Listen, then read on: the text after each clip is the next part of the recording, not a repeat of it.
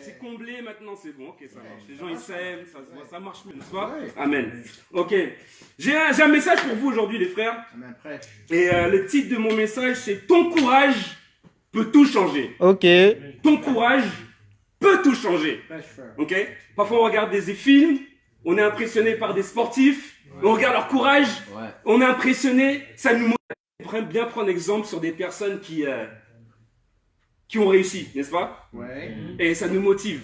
Je regarde Creed, tu vois, il se bat, ça te motive. Peut-être pas tout le monde, mais les goûts et couleurs, ça se discute. Et il y a des films qui m'ont vraiment marqué, c'est Sauver le soldat Ryan. Qui a déjà vu ce film? Ouais. Il y a une scène particulière, en fait, où on voit un homme, un jeune homme, en fait, c'est pendant la Seconde Guerre mondiale, ceux qui n'ont pas vu le film, ça se passe pendant la Seconde Guerre mondiale.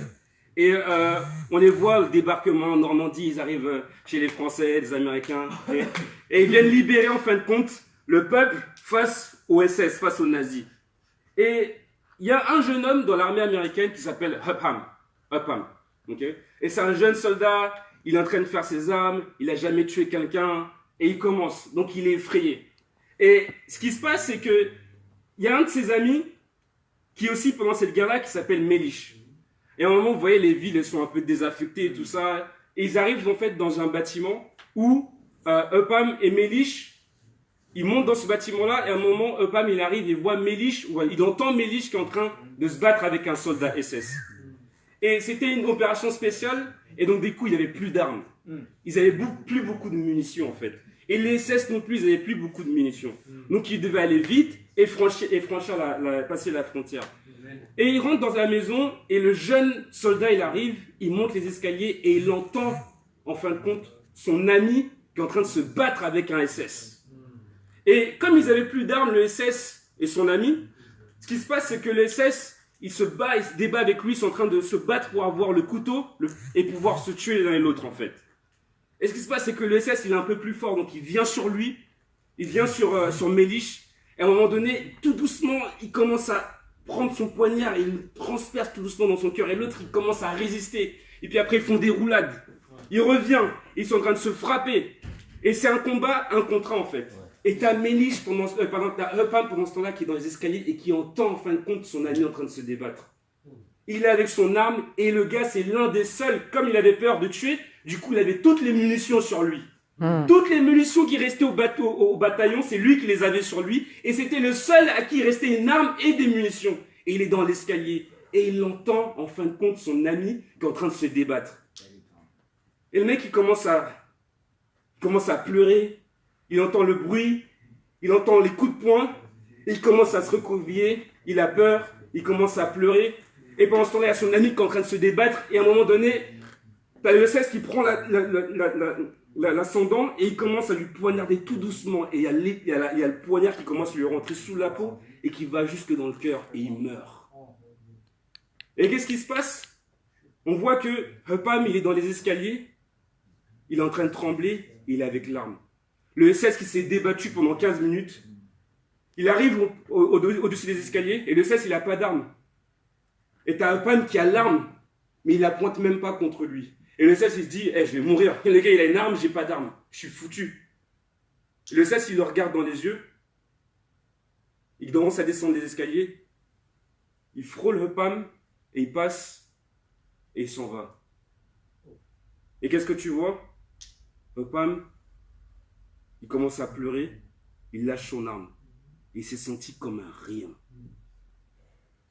Et parfois, il y a des films qui vont nous inspirer et qui vont nous pousser à faire de grandes choses. Moi, je ne sais pas pour vous, mais quand je regarde ça, je déteste Upham. Je déteste Upham. Mais parfois, j'agis comme lui. Je déteste ce qu'il a fait. Je déteste voir le manque de courage qu'il a eu quand je regarde ça. Mais parfois, dans ma vie, j'agis comme lui. Peut-être que tu détestes ce qui s'est passé avec Upham. Mais parfois, dans ta vie, tu agis comme lui. Quand on dit, frère, c'est à toi de prêcher, t'as l'arme. Tu dois faire quelque chose. Quand on dit, frère, on partage notre foi, t'as l'arme, t'as la solution. Quand on dit, frère, faut que tu demandes cette sœur en sortie, t'as l'arme. Quand on dit que tu dois prêcher à ta famille, t'as l'arme. Mais tu sais pas quoi faire et tu bouges pas. Je suis là pour te dire quelque chose aujourd'hui. Je suis là pas pour te décourager. Je suis là pour te dire que ton courage peut tout changer. Amen. Amen. Ton courage à toi peut tout changer. Amen. Amen. Imagine si Hopham, il avait pris son arme, il aurait monté les escaliers, ils étaient 2 contre 1, il l'aurait tué, c'était fini. On n'en parlait plus. Il aurait fait un acte de courage, on en aurait parlé aujourd'hui. Oui. Mais au lieu de ça, on parle de quoi? De celui qui avait une arme, mais qui ne l'a pas utilisée. Amen. Et quand je regarde cette pièce, je vois pas des Hopham. Je vois des hommes qui ont des armes et qui doivent les utiliser. Amen. Ton courage peut tout changer. Amen. Amen.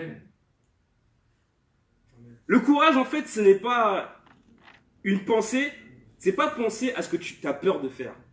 Le courage, c'est pas penser, ouais, je vais faire ça. Tu vois, c'est chaud, il y a des défis, mais voilà ce que je vais faire pour vaincre mon défi. Ok. J'étudie la Bible, je vois ce que c'est d'être un disciple, voilà qu'est-ce que je vais faire pour être un disciple maintenant. Non. Le courage, ce n'est pas penser à ce que tu as peur de faire. Le courage, c'est faire ce que tu as peur de faire. Le courage, c'est pas penser à ce que tu as peur de faire. Le courage, c'est faire ce que tu as peur de faire. Amen. Parfois, on pense trop, nous les Français, et on agit peu. On est tous Français ici, ok? Oui. Okay. Ouais, tous. Bah oui, hein? Ouais, bien sûr, on est tous Français ici.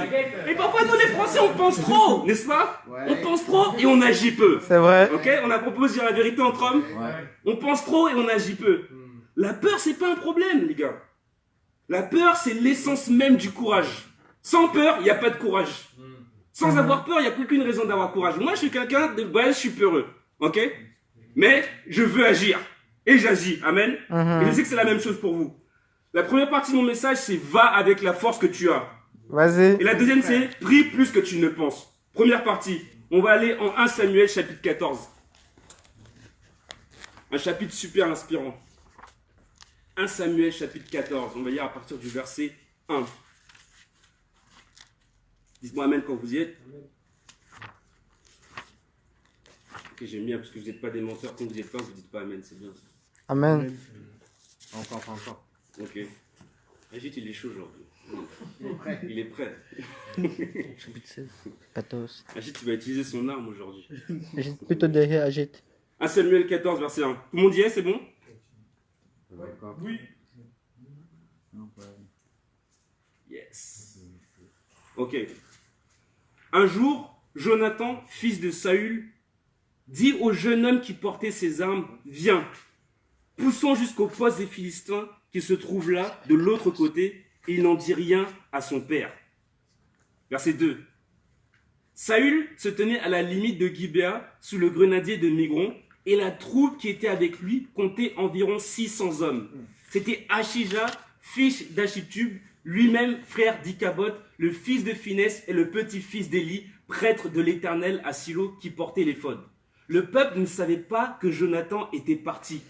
Dans le passage par lequel Jonathan cherchait à arriver au poste des Philistins, il y avait une dent de rocher de chaque côté. L'une s'appelait Botset, l'autre Séné. L'une de ces dents se trouvait au nord en face de Micmash et l'autre au sud en face de Geba. 1 Samuel 14. À partir du verset 1, là je suis au verset 6.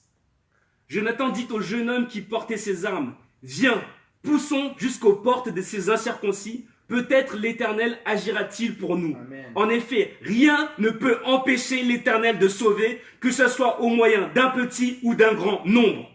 Amen. Amen. Et là, qu'est-ce qu'on voit ici? Pour vous donner le contexte, le peuple de Dieu est en guerre contre les Philistins.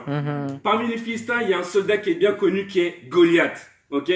Et à ce moment-là, il y a Saül qui est le roi d'Israël. Ok? Et il y a son fils qui s'appelle Jonathan, qui est donc le prince d'Israël. Et ce qu'on voit ici, c'est que j'aime bien c'est bien quand on étudie la Bible, de regarder la signification des prénoms. Et Saül, ça veut dire quelque chose. Saül, ça veut dire désiré. Pourquoi? Parce qu'il a été désiré par le peuple. Parce que le peuple voulait un roi. Dieu voulait régner sur son peuple, mais le peuple il a dit non, nous on veut avoir un roi. On va avoir un président comme tous les autres peuples. Dieu il a dit ok, c'est votre choix. Voici votre roi. C'est celui que vous avez désiré. Amen. Et donc lui il était le roi. Sauf que c'était un roi, il a mené aucune guerre. Il n'était pas proche de Dieu en fin de compte. Dieu il a dit ok, vous voulez un roi? Regardez, il va diriger sur vous. C'est comme aujourd'hui, les gens ils veulent pas que Dieu règne sur eux, mais ils veulent un autre président. Ils veulent un président humain, physique, mais il peut rien faire pour vous. Et Saül, à ce moment-là, il pouvait rien faire pour le peuple de Dieu. Parce que pendant qu'ils étaient en guerre, qu'est-ce qu'ils faisaient avec sa armée de 600 personnes? Ils étaient sous l'arbre et ils attendaient, alors que les Philistins ils étaient en face. Et personne n'a pris courage, ils n'ont rien fait. Mais il y a Jonathan, son fils. Jonathan, ça veut dire celui que Dieu a donné. Amen. Jonathan, celui que Dieu il a donné. Et je vais vous donner une conviction, les frères. C'est que vous avez été donnés au monde par Dieu. Amen. Vous êtes ceux que Dieu il a donnés au monde. Pour faire quoi? Pour aller prêcher l'évangile. Pour faire quoi? Pour aller faire des disciples. Pour Amen. faire quoi? Pour annoncer la bonne nouvelle. Amen. Donc vous êtes un cadeau de Dieu pour ce monde-là. La Bible dit que le monde attend ardemment la révélation des fils de Dieu. Amen. Et je sais qu'il y en a que quand ils me regardent, ils ne croient pas ce qui est écrit dans les Écritures. C'est pas moi qui ai inventé ça, c'est la Bible qui le dit. Vous avez été donnés au monde par Dieu. Amen. Amen. Vous êtes un cadeau pour ce monde-là. Amen. La seule chose, c'est qu'on doit aller avec la force qu'on a. Ici, Jonathan, il dit, ok, personne ne veut rien faire. Même mon père, il ne veut pas bouger. Même mon père, il manque de courage. Ce que je vais faire, c'est que je vais le faire par moi-même. Et il prend son porteur d'armes. Son porteur d'armes, on ne sait même pas son prénom. On ne sait pas qui est son père, on ne sait pas son prénom, on ne sait pas d'où il vient, mais on sait que cet homme-là, il était prêt à tout. Amen. On voit, il est prêt à tout. Jonathan, il dit, je vais juste aller avec la force que j'ai, juste avec mon porteur d'armes, et je vais foncer, et on va faire quelque chose. Et il dit, même avec le peu qu'on est, Dieu, il peut quand même sauver. Amen. C'est une foi extraordinaire. Amen. Amen. C'est une foi incroyable. Et quand je pense à ça, vous voyez cette église-là, il y a un jour, dans cette église, à un moment donné, il n'y avait que 2 frères. Amen. Dans cette église-là. Ah ouais? Gloire à Jésus. Il y a un moment donné, dans cette église, il y a à peu près 7 ans, il n'y avait que 2 frères. C'est qui? Alors, s'il y avait le midweek, comme ça, qu'on se retrouvait, il y avait 2 frères. Et ces 2 hommes-là, ils parlaient même pas français. Ou un tout petit peu. Et vous savez ce qu'ils se sont dit? Ils se sont dit, on va pas juste se regarder comme ça dans le blanc des yeux et se décourager. C'est des gens qui ont laissé leur vie, là où ils habitaient, pour venir prêcher l'évangile ici. Et c'était super difficile. Et ils se sont regardés dans le blanc des yeux, ils ont dit, ok, on va se lever, on va aller prêcher notre foi dans la rue. Ouais, mais on va aller prêcher notre foi dans la rue. Et ils se sont donné un objectif. Ils se sont dit, on va prêcher avec 100 personnes aujourd'hui. On va rencontrer 100 personnes et on va juste leur prêcher l'évangile avec le peu de français qu'on a. Et on dit, on va aller avec la force qu'on a. On y va. Et ils arrivent à la 96e personne avec qui ils étaient en train de prêcher. Enfin, ils allaient prêcher. Et cette personne-là, c'était moi. Et je les ai vus arriver de loin. Donc, il y en avait un, c'était Jonathan, l'autre, c'était le porteur d'armes. Je n'ai vu un, il a dit, allez, viens, on y va. Et l'autre, il a fait, il était déjà 21h, je le voyais regarder sa montre, et il suivait l'autre comme ça. Et je les ai vus venir de loin, et ils arrivent, et il y a Jonathan qui sort il s'appelle pas Jonathan, vous aurez son nom après, il vient me parler, et puis il me dit, est-ce que ça te dirait d'étudier le Bible? Et je dis, ah, tu parles anglais, speak English, genre, tu parles anglais? Je fais, ouais. Et j'ai dit, ouais, ok, pourquoi pas. Bon, j'ai fait comme si j'étais intéressé, mais il m'a appelé pendant 3 mois. Tous les jours, il m'a appelé pour me dire quand est-ce qu'on étudie la Bible. Et mon téléphone, en fait, j'étais en train d'essayer de comprendre ma Bible par moi tout seul. Comment on fait pour être sauvé, comment c'est quoi un disciple, c'est quoi le royaume. J'aurais cherché ça par moi-même tout seul. Et mon téléphone, il sonnait. Et je dis, encore lui qui m'appelle, qu'est-ce qu'il me veut en fait? C'est quoi son problème? Et je retournais en fait dans mes délires, j'allais jeûner tout seul pendant 10 jours, ainsi de suite. Et un jour, il m'a appelé, et puis je me suis dit, ok, je vais venir. Je vais y aller. Je vais répondre à son appel. Il a voulu utiliser la Bible avec moi, je vais venir. Et donc, pour faire court, je travaillais à la Défense, ainsi de suite. Et le dernier jour, en fait, le jour J de la rencontre, on avait rendez-vous à 19h. Ouais, je crois qu'on avait rendez-vous à 19h. Et il m'appelle alors que je suis au travail. Et moi, super émotif, j'avais passé une sale journée au travail. Donc je me suis dit, tu sais quoi, lui, il va attendre dehors. Je vais l'esquiver, je vais prendre ma voiture et je vais rentrer chez moi. Je vais pas utiliser la Bible. C'est ce que je me suis dit. C'est gentil. Et après avoir attendu pendant 2 heures, cette personne attendait dehors dans le froid. Et je vais vers ma voiture et il y a quelque chose qui me dit, non, j'ai vraiment dit quelque chose, mais c'est Saint-Esprit, qui me dit, pourquoi t'es lâche comme ça? Le gars, ça fait 3 mois qu'il t'appelle. Il veut étudier la Bible avec toi, et toi, qu'est-ce que tu veux faire? Tu veux fuir. Et je savais que si j'allais pas le voir ce jour-là, jamais j'aurais eu le courage de revenir pour dire, en fait, je suis là. Non, jamais. Et j'aurais effacé son numéro de téléphone. Et donc, je vais vers la voiture, et je me dis, non, il faut que je retourne. Donc, j'y retourne, je vais voir et tout. Et le gars, il était encore là, il m'attendait après 3 heures d'attente. J'arrive et je lui fais, en fait, bon, étudier la Bible, ok, on fait quoi? On va où? Et après, on est parti pour étudier les Écritures. Et il a ouvert les Écritures. Il m'a montré, hey, qu'est-ce que c'est l'amour pour Dieu? Je lui ai dit, je sais pas. Il m'a dit, l'amour pour Dieu, c'est obéir à ses commandements. 2 semaines après, enfin, j'ai étudié la Bible tous les jours, à 7h du matin, à 21h, tous les jours. 2 semaines après, j'ai été baptisé en tant que disciple. Amen.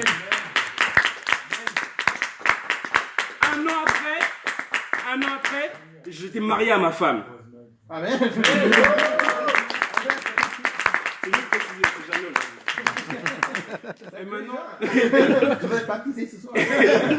et maintenant dans 2 mois, j'attends mon fils. Amen. Et je veux dire, avant d'être rencontré par cette personne-là, vous avez compris, c'est Anthony qui m'a rencontré, c'est lui Jonathan. Amen.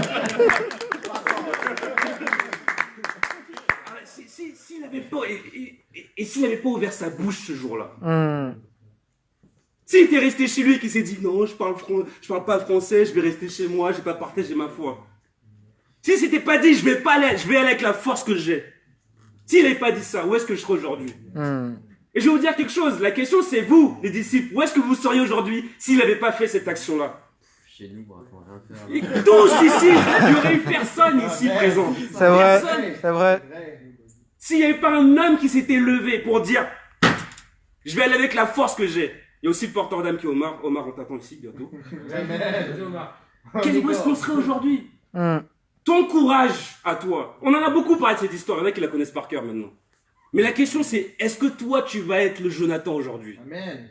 Et c'est lui qui va aller avec la force qu'il a. Parce qu'on pense beaucoup. On dit, ouais, il faut que j'amène une sœur en sortie. Va avec la force que t'as. Il y en a qui veulent aller en sortie. Ouais, je vais ramener cette sœur-là, et cette sœur-là, et cette sœur-là. Et ils savent pas comment faire. Après, ils habitent 2 sœurs en même temps. Ça marche pas. C'est qui? Est-ce qu'ils sont brisés? C'est parce que c'est toi, je C'est parle. qui ça? Ouais. Il y en a d'autres aussi, on leur demande, hé frère, il serait le moment d'aller avec la force que tu as, va voir ton patron et demande tes mardis matins pour participer au staff. Va avec la force que tu as. Amen. Et tu trouves un appart pour que les frères ils habitent ensemble. Va avec la force que tu as. Viens, on va parler sur la montagne le matin. Va avec la force que tu as, Henrik. Viens, on va étudier la Bible, on va faire des disciples. Va avec la force que tu as. Amen. Viens, on va aller au culte. Va avec la force que tu as. Parle à tes parents, dis-leur que tu es un disciple, va avec la force que tu as. J'aimerais élever une personne ici, c'est Agite. Vas-y, agite. Vous applaudissez? Vous ne savez pas encore pourquoi vous applaudissez. Agite, il a étudié la Bible il y a 2 jours. Ah, mais il a étudié longtemps avant, mais il a fait l'étude disciple il y a 2 jours. C'était pas hier? Non, hier. Hier aussi. Amen. On a fini hier. On a fini hier. Et on a fait l'étude disciple avec lui, et il dit, c'est quoi, je veux être un disciple, je veux être baptisé, et je veux prêcher, je veux sauver les autres. Amen. C'est la décision que j'ai prise, je veux être un chrétien, je veux être sauvé. Pas seulement pour moi, mais pour sauver les autres. Et après cette étude-là, il a dit, il faut que je dise à mes parents la décision que j'ai prise. Il vient d'une famille hindouiste. Donc culturellement, je pense qu'il y en a qui peuvent comprendre ici ce que ça veut dire. Il est parti annoncer à ses parents, voici la décision que j'ai prise, je vais vivre en tant que disciple, en tant que chrétien. Je suis un chrétien maintenant. C'est fini l'hindouisme.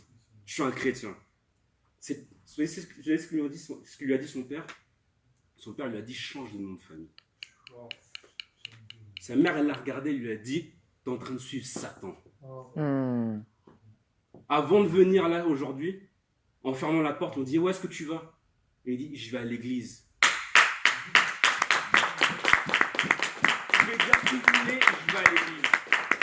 Ça, c'est quelqu'un qui est prêt avec la force qu'il a. Vas-y, Et agite. c'est qu'il n'est pas tout seul, il y a Jean aussi. Amen. Vas-y, Jean. Il y en a qui ne connaissent pas Jean. Jean, quand il est arrivé à l'église, je vais exagérer un peu, il avait un ventre comme ça aussi. Et il avait les cheveux gras et tout, tu sais. Et il arrivait cuit comme ça. Ouais, je m'appelle Jean. Jean. Et tu voyais qu'il luttait pendant qu'Anthony prêchait, il était comme ça. Genre, tu sais, quand t'as l'impression que le prédicateur il parle qu'à toi, t'as l'impression qu'il parle sur ton péché spécifiquement. Ouais, les mecs ils sont dans le péché ici. Genre, il était comme ça. Oh. On l'a pas vu pendant 3 mois. Après, il est revenu. Il a dit, waouh, les écritures sont en train de me changer. Et poser des questions sur les écritures que même moi j'avais pas vues des fois, tu vois. Et maintenant, il est en train de prendre la décision d'être un disciple de Jésus-Christ. Et il parle à ses parents et dit la même chose. Vas-y, Jean. Je suis encouragé par ces hommes parce qu'ils vont avec la force qu'ils ont. Amen. Le défi, c'est va avec la force que tu as. Ce que tu as peur de faire, fais-le. Ok. Amen. Amen. Ce que tu as peur de faire, fais-le. Vas-y, frère. Deuxième partie. Prie plus que tu ne penses. Amen. Prie plus que tu ne penses. Vas-y, Kevin. On va lire à partir du verset 7. Celui qui portait ses armes lui répondit, fais tout ce que tu as dans le cœur, suis ta pensée. Me voici avec toi, prêt à te suivre. Et ce porteur d'armes-là, il était prêt à mourir pour ça. Amen. Il était loyal. Et vous savez quoi, les frères? Et je me parle à moi-même aussi. On a besoin de beaucoup plus de loyauté les uns envers les Amen. autres. Oui. On Oui. a besoin de plus se demander conseil les uns aux autres. Amen. Vous savez, le monde, ils connaissent pas ce que c'est la fraternité. Ils sont toujours dans la compétition, toujours dans l'insécurité. Mhm. Là, ils sont prêts à mourir les uns pour les autres. Oui. Et je veux dire quelque chose, les frères. On soit honnêtes les uns avec les autres. Il faut qu'on demande beaucoup plus de conseils sur ce qu'on veut faire. Il faut qu'on soit beaucoup plus ouvert sur les choses qu'on doit faire. Mhm. Vraiment. Et on doit aller ensemble dans la bataille. Amen. Oui. Verset 8.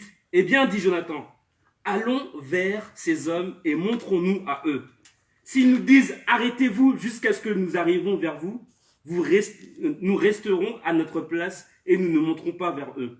Mais s'ils disent montez vers nous, nous montrons car l'Éternel les livre entre nos mains. Amen. C'est ce qui nous servira de signe.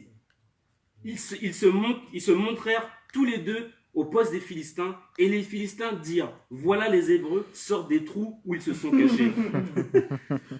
Les hommes du poste s'adressèrent ainsi à Jonathan, à son porteur d'armes. Montez vers nous, nous vous ferons savoir quelque chose. Hein, tu sais, la petite blague, viens voir, on va te montrer quelque chose. Ils allaient se faire démonter, les gars. Ils étaient deux contre toute une armée. On est go. Jonathan Vas-y. dit à son porteur d'armes, monte après moi, car l'Éternel les livre entre les mains d'Israël. Amen. Verset 13. Jonathan monta en s'aidant des mains et des pieds, et son porteur d'armes le suivit. Fidèle porteur d'armes. Un jour, quand on va au paradis, il faut qu'on sache qui c'est. Il faut qu'on Verset 13. Jonathan montant ses dents des mains et des pieds, et son porteur d'armes le suivit. Les Philistins tombaient devant Jonathan et son porteur d'armes donnaient la mort derrière lui. Dans ce premier combat, Jonathan et son porteur d'armes tuèrent une vingtaine d'hommes sur un espace limité. La terreur gagna le camp, la région et tout le peuple, le poste et ceux qui semaient la dévastation furent aussi terrifiés. La terre se mit de plus à trembler. Cela devint une terreur divine. Amen. Les gars, ils ont parti à deux, ils ont fait confiance à Dieu, Amen. et ensuite c'est devenu une terreur divine. Amen. Qu'est-ce qu'il est en train de nous dire là, ce passage-là? Ce qu'il faut savoir, c'est qu'à l'époque, quand vous lisez juste le chapitre avant, chapitre 13, les seuls à avoir des armes, la Bible dit, c'était Saül et Jonathan. C'était les seuls à avoir des armes. Pourquoi? Parce que les armes, ils devaient aller les forger chez les Philistins, chez l'ennemi. Ok? La Bible, quand on parle d'épée, ça parle de la parole de Dieu. Ouais. Amen. Ok? Et donc les seuls à avoir des armes, c'était Saül et Jonathan. C'était les seuls à avoir des armes. Ok? Donc ça veut dire que pas de Bible, pas de parole de Dieu. C'est pas un bon C'était Dieu. les seuls à les avoir. Ok? Et donc qu'est-ce que ça veut dire ici? Ça veut dire quelque chose. Ça veut dire que ici déjà, quand ils ont gagné sans armes. Juste avec la foi. Juste avec la prière. Dieu, donne-moi un signe. Amen. Dès qu'ils ont vu le signe, ils ont couru vers l'ennemi et ils ont combattu. La mort, elle était donnée derrière. C'était qui l'a donnée? C'était Dieu. Amen. Amen. Et elle dit que la Bible dit que la terre, elle a tremblé. Les seules fois où on voit dans la Bible que la terre, elle tremble, c'est là. Et les autres fois, en fin de compte, en acte, on voit que les disciples, ils ont prié et la terre, elle a tremblé. Amen. Amen. Quand tu pries, il y a quelque chose qui se passe, ça va bouger. Oui. Ok? La question, c'est est-ce que tu es un homme de prière aujourd'hui? Bonne question. Pourquoi on parle de prier plus que tu ne penses?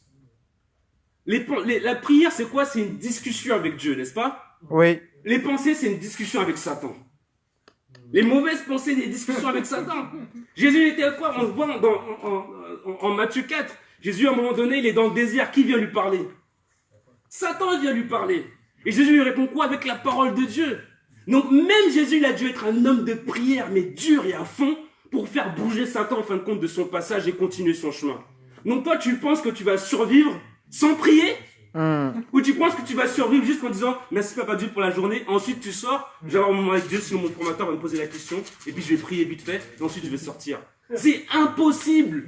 Prêche. Tu dois prier plus que tu ne penses. Amen. Il y a 2 grands prédicateurs dans la Bible. Moi, le plus grand, c'est ma conviction, c'est Jésus-Christ. Amen. C'est le plus grand des Bon prédicateurs. conviction. Amen. Mais un autre grand prédicateur aussi, il parle beaucoup, c'est Satan. Mhm.